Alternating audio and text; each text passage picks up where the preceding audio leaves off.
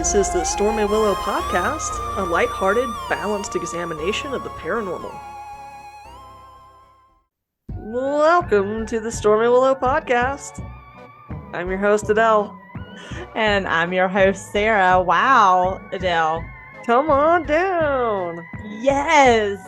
I'm going to play some cheesy music right here. I thought you would never ask. A dream come true. Here, I'm gonna use my ink pen as a little tiny microphone, like we used to do with sticks in the backyard. Yes. You know, we really should go to the Price is Right and see, like, for Grandma and Grandpa. We should. But I have to, no matter what. My dream is to bid $1. Well, the true question is, what type of person are you? The one to go $1 above or below the person beside you and be a dick, or just, not do that, even if you think that's correct? Oh no, I'm the dick. Yeah, right. Listen, look who raised us. Grandma and Grandpa. Like, that's how you play Price is Right. You don't care about the people beside you. Whatever. I would, we're not friends. I would be the dick too. I'll never see you again. Like, don't worry about it. I went home with this beautiful new living room set, so like that. Yeah. I gotta get to that showdown. Like, I don't have time for niceness. The only time you'll see the true, like, competitor in me will probably be at the Price is Right. Any other time, I'll be like, we're all winners. Go ahead. Not when it comes to the Price is Right. No. True. We should go on with our Stormy Willow stuff. We should. It'll be our big break. It'll be our big break. Our listeners will all be like people 55 plus. They'll be like our base. You know, it tracks. We like the same candies, we like the same activities, and we like the same programs. Exactly. That really is our base. It is. It really is. We've been going about this. Well, then fuck social media. We don't even need to be wasting our time with that. We need to get, like, commercials with Life Alert. Yeah, we do. I'm a believer. Like, I might need some Life Alert, like, before I'm 50, to be honest with you. The way I fall, stay home. I'm finally at that age where I'm afraid of a tumble. Yeah, it's like, this could put me out for a while, I could shatter something. Yeah, and this won't be a spoiler for Steven, but I got him a Golden Girls Valentine card, and the lady that was so young checking me out at the store was just like, she's like, one day I'm going to be like the Golden Girls. And I'm like, I'm like slowly the same age as the Golden Girls. Like, I'm really getting close to their age. I'm like, this is going to be a closer goal for me than it is you young thing. Like, you probably can barely just buy alcohol. I'm like, I'm there. Yeah. Like, you're starting to get to that category in surveys where people are like, all right, we'll filter those people out. We don't care about them. I mean, I'm starting to get to be that place where I'm like, a lanai sounds nice. That sounds lovely. Yeah. I'm like, I just living like the Golden Girl dream, like eating a slice of pie every night and living in, like, warm Florida. Okay, yeah, I'm down. Staying, I could do it. Oh yeah.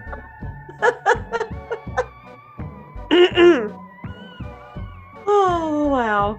Good times. Something to look forward to. Something to look forward to. Oh my gosh. Mm-hmm. Yeah. If only we could afford it. Oh, that's true. Yeah. I'm gonna bring you back to reality with our economic retirement. What is that? That is a dream. Oh, please. Well, speaking of dreams, I've got 3 fun events for you. Oh, okay. That was a nice segue. Hey, and this one is in our one of our favorite places, Cincinnati. Oh. We love some Cincinnati. Yeah. So they've got, and this is such a sweet Valentine's thing, but if you don't make it for Valentine's, it's okay, because it's going to take place through June the 2nd, and it's a ghost tour of the Music Hall. And it kicks off February 14th through June the 2nd. Tickets are $40 per person. And you can bring your own ghost hunting equipment with you. And the money, I think, goes to support, like, that music hall venue there. So it sounds really cool. So Cincinnati friends that did the ghost tours with us. Like, it'd be another fun little group activity. Like, get out there. Show some love. Show some love. That's right. And then speaking of Florida, we're heading down to South Florida for a history and haunts in yesteryear village out at West Palm Beach. They're going to have tours of this yesteryear village, and it starts on February the 18th. And they also have ghost hunting equipment available too. And you can check it out at the southfloridafair.com. Tickets are $35 per person. That sounds like a fun thing to do.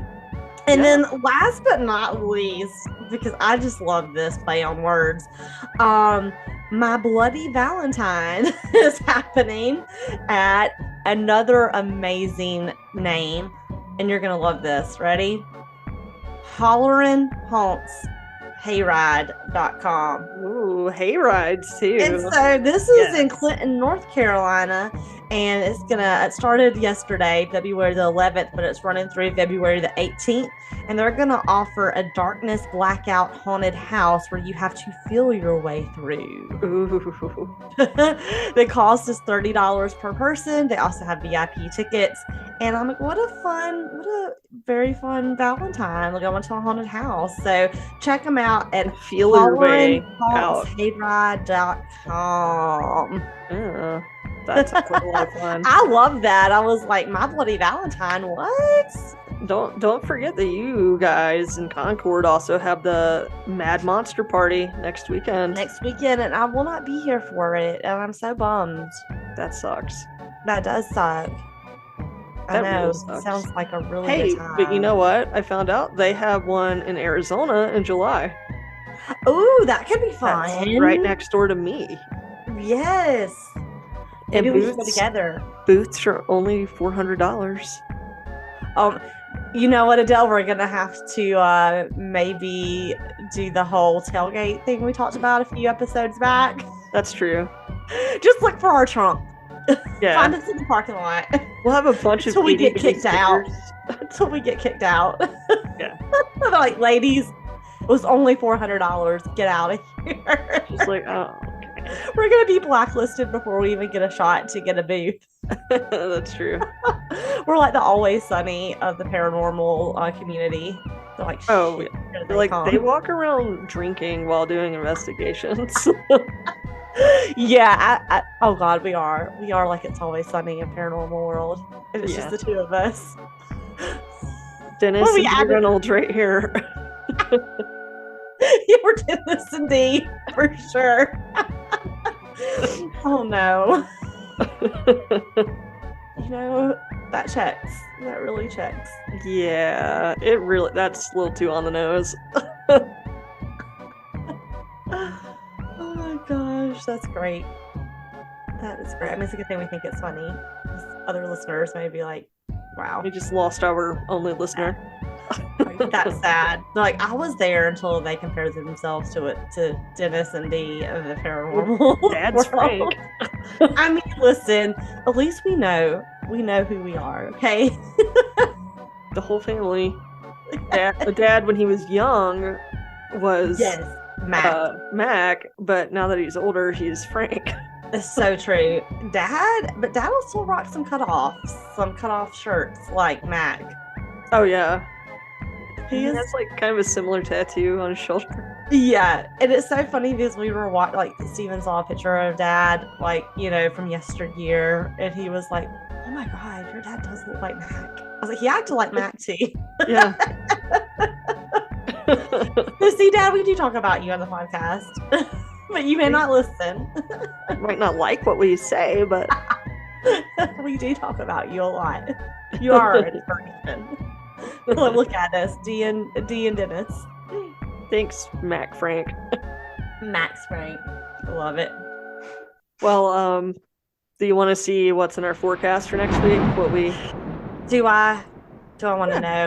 Sure. Sounds good, actually. Okay, then yeah. Let's do it. Okay, but if it were bad, I guess I would just skip it. Yeah, if you're bad, you know what? We're just gonna go straight to the story, folks. Yeah, just don't worry about it. All right. So this is from our friends at Cosmopolitan. Oh, yeah, Yeah. Cosmo. So this is for February 12th, I think, through the 19th. Okay. So Venus is elated in Pisces this week. February 15th, Venus will conjunct Neptune, and they will both be in Pisces. And Thursday is the yearly Sun Saturn conjunction.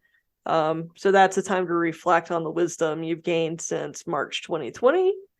Oh Lord, I don't even if I remember March I 2020. know. I'm just like, I don't know what I was even doing then. Oh, yeah, I'm like March 2020. Okay. All right, well, I'll reflect on it if I can remember Yeah, if you can remember it. it. Reflect on what you've learned and try to apply it to the present. Got it. No retrogrades at Woo! all. And this whole season is kind of all about more love and less fear. I like that because there's definitely a lot of fear right now on the news, so that's good to Oh, know. constantly. So Saturday through March 20th begins Pisces season, and this will help us on healing ourselves and others. I love that. So not a bad forecast. No, that's very sweet, Yeah. especially for Valentine's week. It's Valentine's week, right? So it's kind of more about the love and less about the fear. I So love that. I love that. That's yeah. wonderful. So we're gonna be Speaking okay. We're gonna be speaking of okay this week. Valentine's Day though, if you want to go celebrate and see the 25th anniversary of Titanic, it will be in theaters again. You cracked me up. We were talking about our schedule this week, and Adele's like, I can't do anything on Monday because we're going to see Titanic in theaters. And you know In what's so 3D. funny is I remember seeing Titanic in theaters. Yeah, I saw it with That's how you. I know. And I'm like, that's how I'm like, oh my gosh. Do Like, you remember the lady that like flipped out when he like puts on the tuxedo? no, take me back. Yeah, so we were guys, it was like 90 something. 9? 98 or I don't know. I something, should be able to do the math, 99. but anyway, it Yeah, was the it 90s. was the late 90s. And we were, it was packed theater, Of right? It was like course. constantly sold out. Yes, this Um, was like the movie. and it's the scene where Kathy Bates like, I think my son, you were about the same size. Why don't you come put on his tuxedo? And he does, and of course it fits perfectly. Of course, and he looked so debonair. And this Yes. lady, I can't believe you don't remember this. This lady was like, "Wow!" at the theater. I must have blocked that. I love it. I was like, "That is the best thing And ever." it wasn't mom. No, it wasn't mom. It was like some lady like a few rows ahead of us. She was feeling it, man. She was feeling some Leo in her life. Yeah, she really liked him in the tux.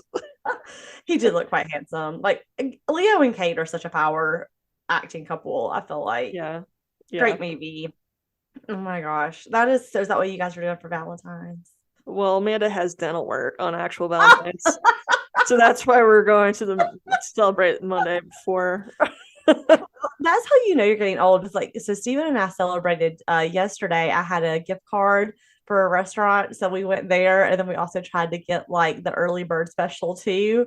It's like that's how you know your Valentine's start changing. It's like Steven, like we got like $100 meal for like $25, so it was like yes, like that's how you know you're getting old. Like we just basically won at Valentine's Day. Well, yeah, see, it's a Dee and Dennis Reynolds play. Like, that's what it is. I mean, we were the only people there without like gray hair too, which is so funny. Steven's like, he was joking about it, and I was like, Steven, I'm telling you, like, this special's gonna run out, and we gotta go.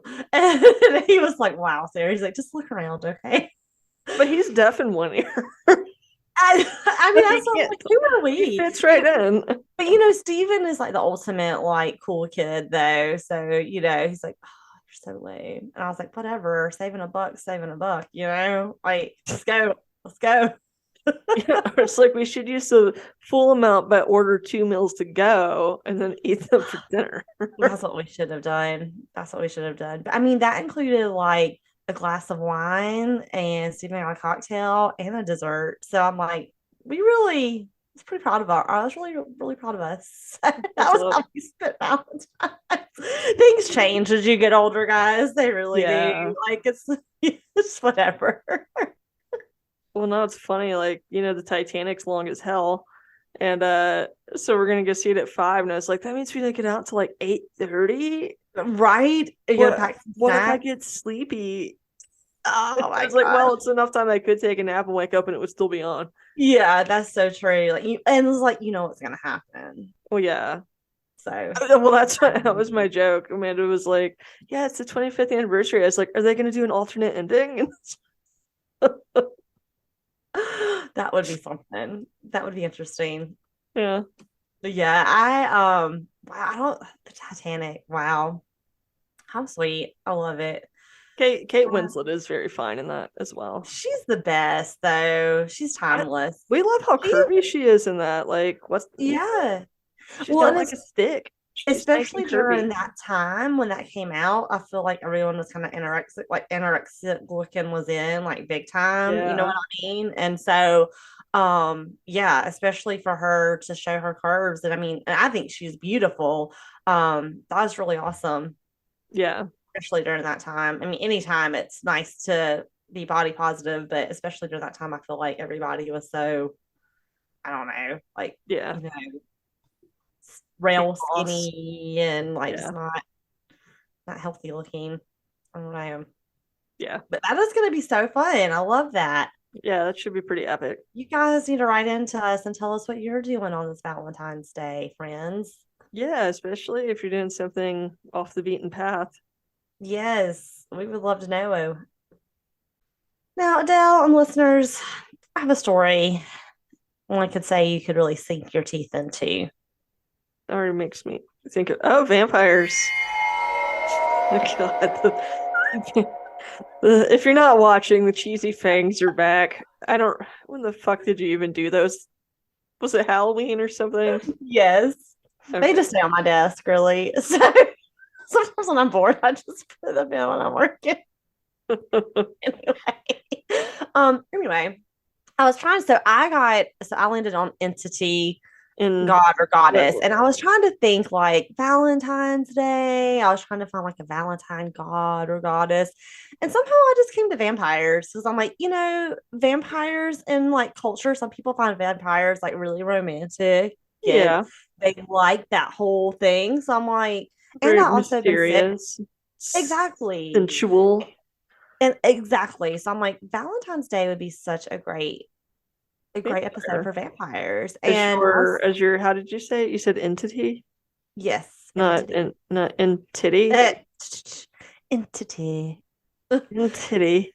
But anyways, and I also have had a sinus infection, and so my go-to show was obviously Mom's Got a Date with a Vampire. So that I just thought you kind were of gonna say True solidified. Blood for some reason. No. I was like, oh, you probably like binged on that. Now you're like, oh, all the romance. No, you know me. There'll only be one vampire for me, and that is Dimitri Dentatos. Hold up, we're all frozen. Uh-oh. I'm not frozen. Okay, might Are you have trying to just been. were you trying to put me in a trance? Um, I'm not a vampire. You don't even know what to say to that. Like, no, why would I try to put you in a trance? You're my sister. Well, I know that is kind of creepy. Sorry. Okay. Okay, So, anyway, sorry. uh, I heard like every other word you said. oh well, Yes. whenever you were talking about True Blood, I was like, there'll only be one vampire as far as I'm concerned, and that's Dimitri Dentatos, Who wished you a happy birthday? who wished me a happy birthday.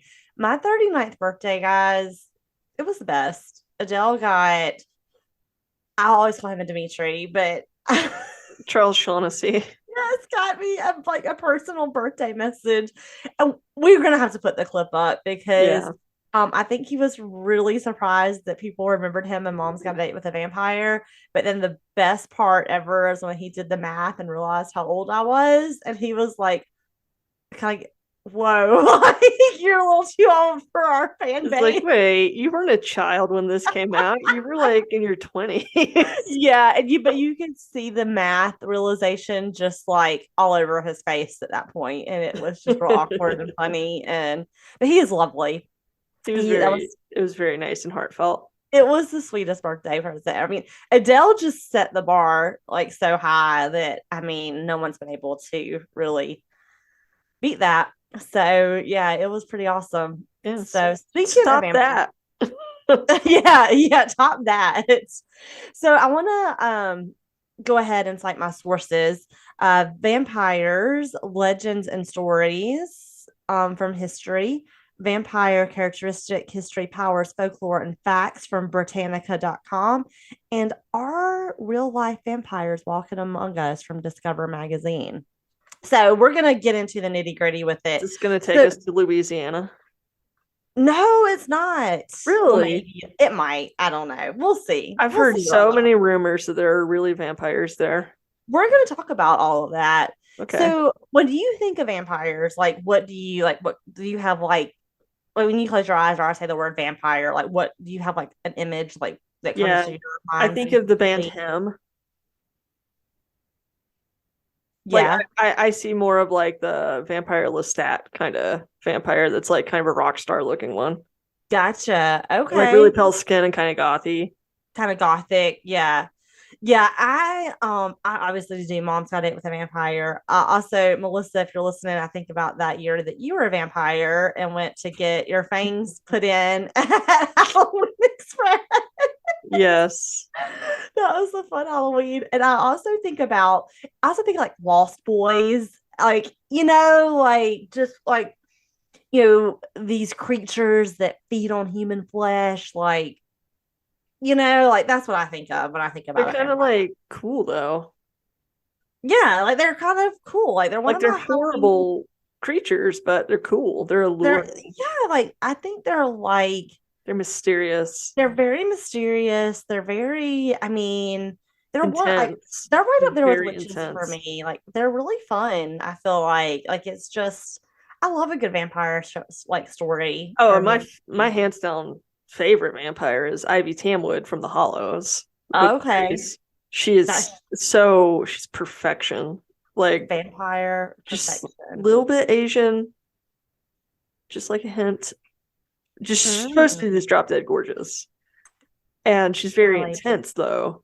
yeah. Like you Like can I tell feel she's like always like torn apart. Like she's bisexual and she's like I oh, think that I feel like the author, I don't know if that's for sure, kind of is showing how she's always like split into two anyway, with like that's being a living interesting. vampire because she's still alive, so she's not a dead vampire yet. So it's always like Gotcha. the life and the death being in the vampire culture or not. It's like so she's always like kind of torn That's apart. interesting. She really is like a torn creature, it sounds Mm-hmm. like. Yeah. It sounds like a really cool character Yeah. for sure. So let's start with the beginning, like where this whole idea of a vampire ever originated. So let's go back to the Middle Ages. So we're going back 500 to 1500 AD. So we're going like way back. And so during that time, the plague basically wiped out like tons of towns. It was just a very just I can't imagine being alive during that time. Just a It, lot of but didn't it kill like a quarter of the it's population? an Something astronomical ridiculous number. like that, It's right? ridiculous. So the plague left bleeding like lesions on a victim. Like it was really gruesome, like how victims looked that had the plague. And there are also like blood disorders that would cause the victim to have like blisters on their skin, and you could really see it when they were exposed to sunlight. See where I'm going with this? How the Mm-hmm. vampire kind of starts, this legend starts Yeah. to come in like a real thing. Um, and then some of these diseases could actually be temporarily relieved by ingesting blood. Not necessarily human blood, but just like, maybe animal blood, or like it could, or they thought it could maybe help with it. Okay, I was like, did it? Just Really? remember this time. I mean, it's Yeah. just still real primitive. There's not a lot known. And then we also have to remember, which I think this is so hard to imagine, rabies is also extremely common during this time. Oh yeah. So, I That mean, you means know what like that does, everything. everything.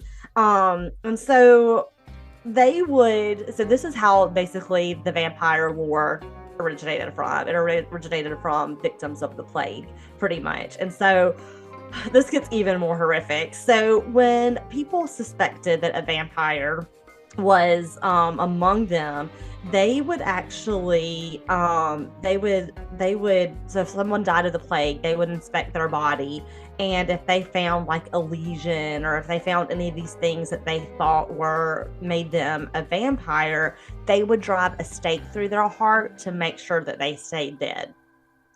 And this gets really kind of morbid, because some of these diseases, like, you're not really dead, you're just like in a catatonic state. Yeah. And so like they're killing people that aren't really dead by driving a stake through their heart. So it's very icky and very sad and very just, I don't know, it's very gruesome, you know. And I guess, I mean, there's no telling what it would be like to live during that time. And not having really any scientific knowledge of what's really going on, and you think about it, people probably starving and hungry and scared, so your mind probably does kind of wander off, so you can see how this legend is created. They would also up until the early 19th century, they would also dig up bodies of suspected vampires, and they would actually they would look at the natural decomposition, which your teeth and your nails grow, and so hence that's where that whole like fang and like long nails kind of comes from. And so if they saw that like with like the receding gums or any growing fingernails or whatever, that just basically meant to them like, oh, it's a vampire, we have to like drive a stake through their heart. And that's how the whole vampire looked.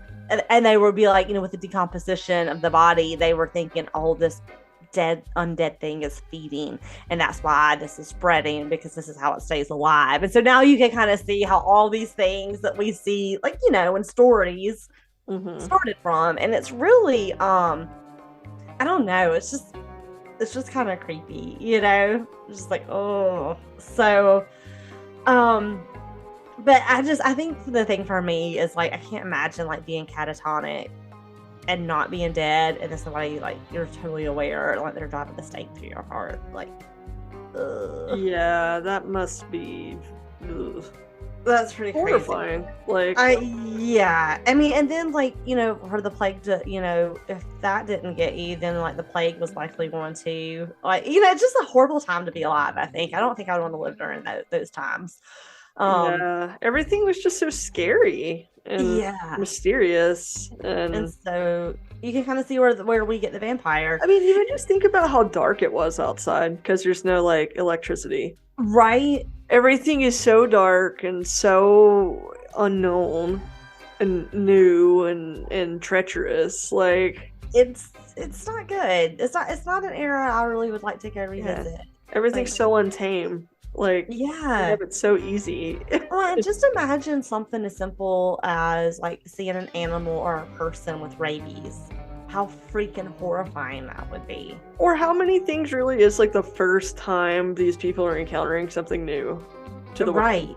Like, it's unreal, right? So I mean, it completely makes sense where you would get the whole vampire, like, or that would make sense, but especially like if you're digging up bodies and then you don't know how a body really decomposes, and you're seeing that there's growth and death. Like, I can see where they're like, all of these things are coming out and they have to feed, and that's how their fingernails are growing and their teeth are growing. And you can clearly see where this comes from, There's like clearly no scientific method. Exactly. Going on. It's just like, oh, they must still be alive. Yes. And imagine how scary that would be. Like, yeah, like it would just be very scary. It would be a very scary time to be alive, I feel like. Yeah. It's like, oh. Also kind of exciting though. I don't know, there's something kind of exciting about it too, how everything is so dangerous. And that is true. Yeah. I mean, like every day must have been such an incredible day. Yeah, I probably imagine it wouldn't be like a humdrum, like, oh, just a regular day. Like just an adventure every day. So must have gotten bit. Turned into a vampire. Yeah. So yeah, that's true. It would definitely not be a dull day. So that's the history. Like, that's how vampires get on the scene. And then of course we move into vampires and literature and movies. And so there were several poets that wrote about vampires in the 18th century.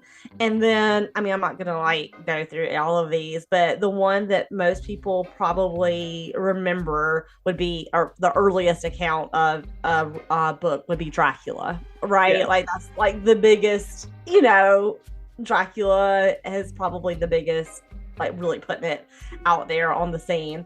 And then of course you go through all the, you know, all the eras with vampires, and it's just like now part of culture, you know? Yeah. I mean, wasn't Nosferatu first? Or was he after? I don't know the timing. I feel like, I don't have that in my notes, but I feel because like those were silent pictures. Yeah, that was first, because Dracula was 1897. Yeah. And then you had Bela Lugosi in like the 30s in 1931. Yeah. So I would say that would be before what you're talking about. Well, I know the movie Nosferatu. The movie, yeah. I don't know the story of Nosferatu. Like that was, yeah. I don't know when that comes from. Me either. I don't even actually have that. I don't think in my notes. But such different vampires, right? Like one's boring, one's really freaking gruesome and scary. And then you go on to like Dark Shadows with Barnabas, you know, like, so like we're kind of changing these vampires over time, all the way up to like Interview with the Vampire, you know, and now like, oh my gosh, like all the vampires, Twilight. I mean, it never ends, and they kind of adapt through, you know, through time. And so I don't know, I just you know, even like Buffy the Vampire Slayer, and just like, you know, all of the, it's kind of cool, like to see like like the vampires that are popular when you were coming up, you know? Yeah. But so we all know about vampires, but here's the thing. Do you think that vampires are real today? Define real. Like, do you think there really are people that are living like a vampire today? Yeah, like, I think there are absolutely people like living like vampires. I don't think they're biological vampires. Well, you would be right. And so we're going to talk about it. So, you know, modern science obviously has silenced the vampire fear of the plague and that whole, you know, like we know that you're not, we know that the dead aren't living on people. Like we banished that, right? But there are people that actually do call themselves vampires, and they're normal seeming people who drink small amounts of blood, and they say they have to do it to stay healthy. And so we're going to talk about them. So there are actually communities of self-identified vampires, and they can be found in cities and towns all around the world.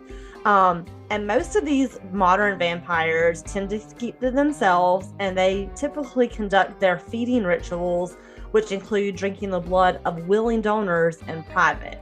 So it's not like they're out like trying to like hunt you, you know, and suck your blood.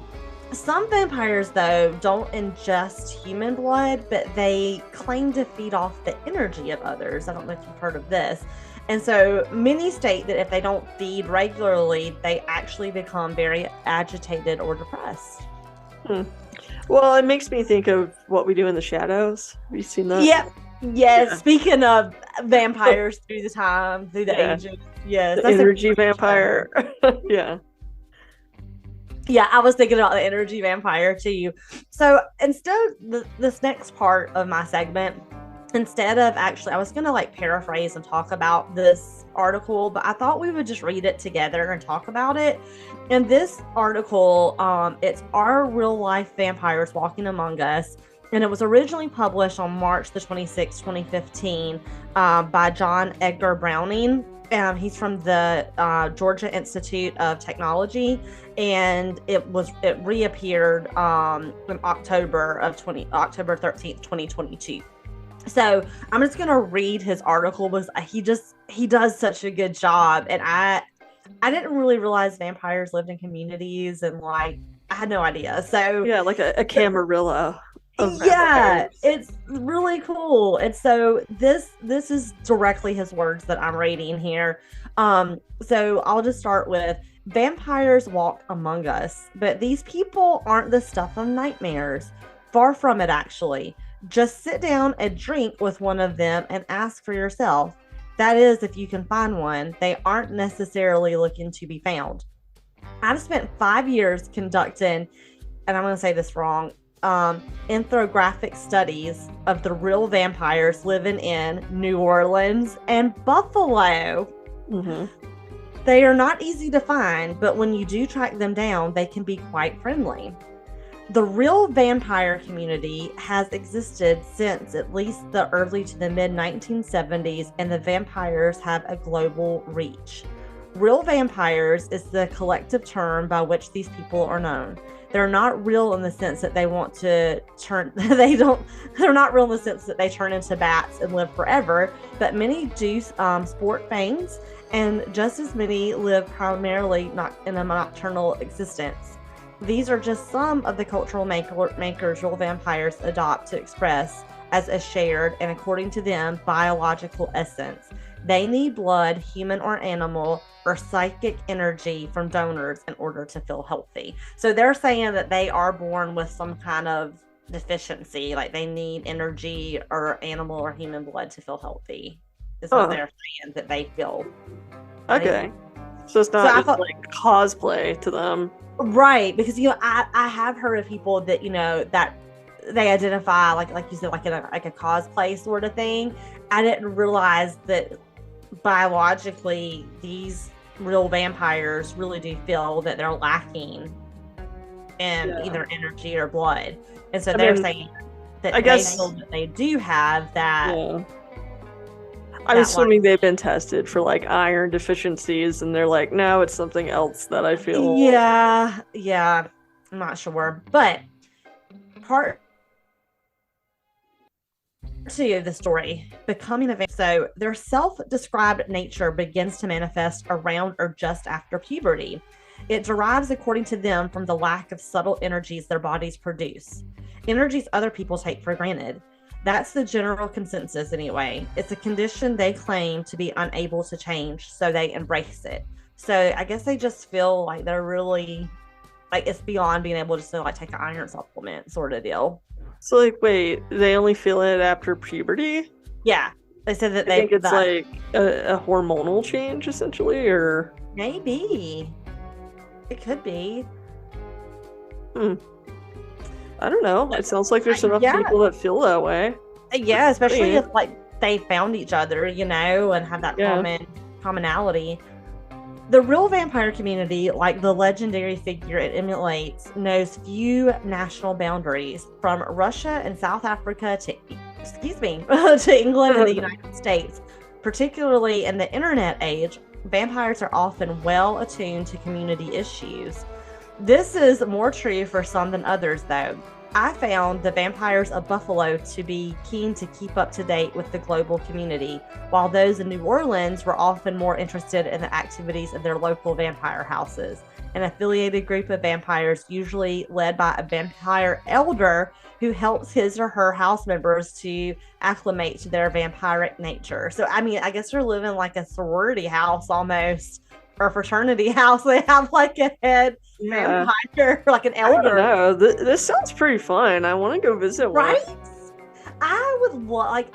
That's why I just wanted to read this article. So I started like reading it for my research, and I'm like, I don't want to leave any of this out because like this author actually tracks down these people and sits with them, and I thought he did. I just love this article, and I wanted to share his work with you all because I'm like, I didn't really know this really existed to this extent, and I think it's really fascinating. Like it's really cool. It's a whole community that's international. Like that's so cool.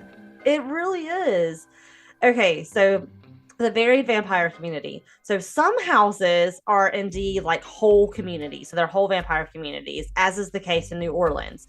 They will combine their efforts to organize charity events like feeding, not feeding on the homeless. I love that. However, despite their humanitarian efforts, real vampires don't go around advertising who they are for fear of discrimination by people who simply don't understand them. Some semblance of the real vampire community has existed since at least the early to mid 1970s, but my own dealings began in 2009 when I entered the New Orleans community, clinging to my digital voice recorder. I eventually met around 35 real vampires there, but the total number in New Orleans is easily double that. They ranged in age from 18 to 50 and represented both sexes equally. They practiced, and I'm going to say this so wrong, sanguinarian blood and psychic feeding, taking energy using, for example, the mind of hands. So, I mean, it sounds like not all of them. I want to meet a vegetarian vampire. You know there is one. There has to be. And I want to be your friend. I'll be the first one if there's not. That's right. But blood is, in general, described by the studied participants as tasting metallic or coppery. They can also be influenced by the donor's physiology or even how well he or she is hydrated. Some psychic vampires use tantric feeding, that is through erotic or sexual encounters, while others use what could be described as astral feeding or feeding on another from afar, and others feed through emotion. So it's like, it seems like there's like not just one way. Like it seems like there's different, like so many different ways that they do this. But afterwards, blood drinking and psychic vampires feel energized or otherwise better than they would if they were to sustain themselves on regular food alone, like fruits, fish, and vegetables, which they do eat too. These vampires describe themselves as aesthetic, monoaesthetic, or polyaesthetic. Some identified as heterosexual, some homosexual, and some bisexual. Some were married, some were divorced, and some were parents. Which I love that. Like, I feel like there's such a good representation in that community. Unquestionably, I found the vampires I met to be competent and generally outwardly normal citizens. They perform bloodletting rituals safely and only with willing donors, and participated regularly in medical exams, and scarcely, if ever, indicated complications from their feeding practices. So it sounds like they're very responsible too, which is a good thing. Outside mainstream culture, what was perhaps most surprising about the vampires I met was their marked lack of knowledge about vampires and pop culture. They seem to know much less than you might expect, at least for vampires, about how their kind were depicted in books and films. By this, I mean to say that the people I met with and interviewed hadn't turned to drinking blood or taken psychic energy simply because they had read too many Anne Rice novels. In fact, the real vampire community in general seems to have appropriated very few of the trappings mainstream culture attaches to creatures of the night. Many do dress in gothic clothes, but certainly not all the time, and very, very few sleep in coffins. In fact, those vampires who do dress a certain way or wear fangs do so long after realizing their desire to take blood. This is what might be called a defiant culture. Real vampires embrace their instinctual need to feed on blood or energy and use what mainstream culture sees as a negative, a deviant figure like the vampire, to achieve a sense of self-empowerment. They identify others with a similar need and have produced a community from that need. But real vampires can also help us understand and perhaps even shed some of the ideological baggage each of us carries. They show us how repressive and oppressive categories can lead to marginalization. Through them, we seek the dark side of ourselves. More generally, this community shows that being different doesn't have to force you onto the margins of society. Real vampires can and do exist in both normal society and their own communities, and that's okay. I freaking love this article, John Edgar Brown. Like that's why I didn't want to just briefly mention it. I really wanted to read you the whole article because one, I love that he found these people and they were willing to talk to him, because I can only imagine, like, if you were to tell someone that you were a vampire, most people are going to be like, okay, like, you know what I mean? That makes me think of this kid I knew in middle school when Animorphs was really popular. Oh yeah, he really, really believed he was an Animorph. I wonder if he's found a community now. I hope he has. I hope so. This really, like, really, this article just really changed the way I see this, honestly. Like, it really did open my eyes to, I had no idea there were, like, vampire communities at all. So cool. And I've heard of, like, people being into it for, like, cosplay and that sort of thing, but I didn't realize the need for, they felt so low, like, energy-wise, and that they found a community and they find a way to, and I love too how, like, most of them really don't really know a lot about pop culture with vampires. So it's not like you could say most of them are like, oh, I was obsessed with Bela Lugosi or whatever, and I'm gonna become one. It's like it seems like it's a much deeper connection. Well, it seems like they truly are vampires, right? And everything in pop culture is just like a play on them. Exactly. I thought the article was amazing, and it really opened my eyes, and I would love to go to a vampire community or I would love to talk to a real vampire. Like, I just think that's so fascinating. Cool. Yeah, and, like, you don't have to be scared. It seems like they're very responsible. They're not just gonna feed on you. I mean, they sound like they're as clean as, like, tattoo parlors. Right? And that was good to hear, because that could be a disaster. Yeah. Like, if they weren't, that could be so very responsible. And, like, how amazing they are with helping the community that they live in, like, a community that might judge them if they knew who they really were. Yeah, that's pretty cool. I loved it. So this was my take on vampires. I wanted us to think of a vampire differently than we might have always been taught. You're just trying to make everybody like Dimitri. That's right. Yeah, that was a good one. I loved it. And I would love to go to one of these communities. I just thought it was so funny. It was like, New Orleans, I get, but I was like, Buffalo? Yeah. Buffalo. So I thought that was very Buffalo. Interesting. But I love this article, and I wanted to share it with you guys. And I've got the link, and I actually did update the show notes, Adele.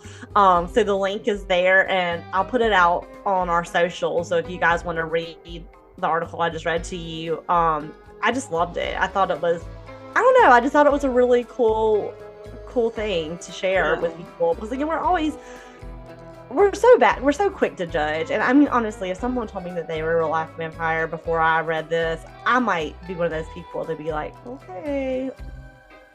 And that's kind of like, it does sound more like cosplay, but to hear that they have some sort of physiological difference of the way they feel, I don't know, that's kind of interesting. I thought so too. So if you or somebody is a vampire, get in touch with us. Like, I would love to. This is a safe space. We want to hear your story. Yes. And honestly, I think your story is really fascinating. Cool. Like, I can't imagine how hard, especially like before the internet, how hard it would be to find people that are like you. Yeah. That way, that you could really talk to about without being judged. So, that's one good thing about, I think, the internet is, it makes it a little easier to access people. But can you imagine how lonely that would be? Like, if you're feeling like, you always feel so weird when you like start puberty and those ages. But can you imagine if you're dealing with this? Like, where do you go? Who do you talk to? Like, yeah. Like, we want to be your advocates. Advocate. Yeah, I don't know if there is anything like support wise you want us to post, just hit us up. Stormy Willow podcast at gmail.com or social. Article, just getting articles like the one that we read in the hands of people, just so that they understand. Because I wouldn't consider myself an expert by any means on being vampires, but this article really opened me up. to it. And I'm like, this is really, really fascinating. And it just seems like a lot of really good people. And maybe there are kids out there that are going through this and they don't know that what they're going through could really be, like you said, something that other people can connect to and they wouldn't feel so alone. So I love this. Yeah. Yeah, that was cool. That was a good take on vampires. Could have gone a lot of directions with that. That's right. Well, I hope you liked it. Do you have any afterthoughts or something you learned you didn't know about vampires?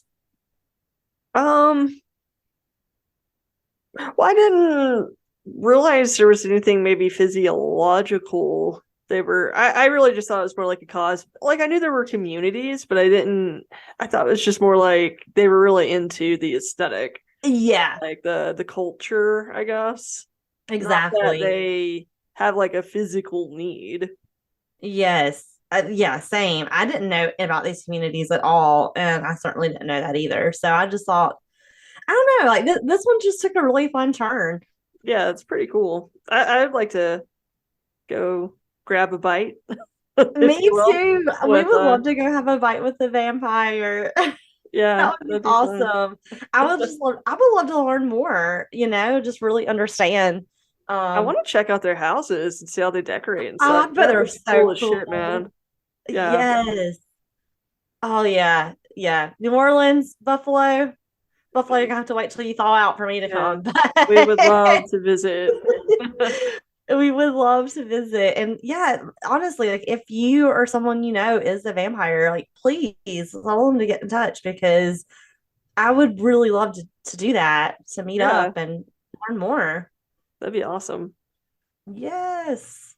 And I'm sorry if I was offensive with my fangs at the Oh, beginning of I'm sure they sound pretty chill. I think Yeah, I it think was they're all in good. good fun. Yeah. Oh my Well, God. shall we spin the wheel to see? Yes, you're Uh, next. Batter up. all right. I don't know where that came from. Batter up. Okay, here we go. Ready? How am I ever? Spin that wheel. Let's spin.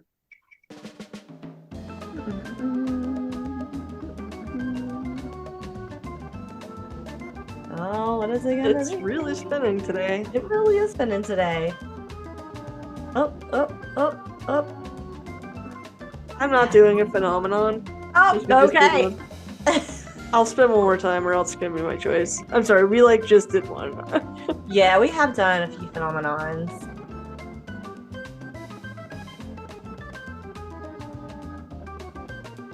Oh, is it gonna do it again? Okay, I just did a ghost. Okay, I'm just gonna do presenter's choice.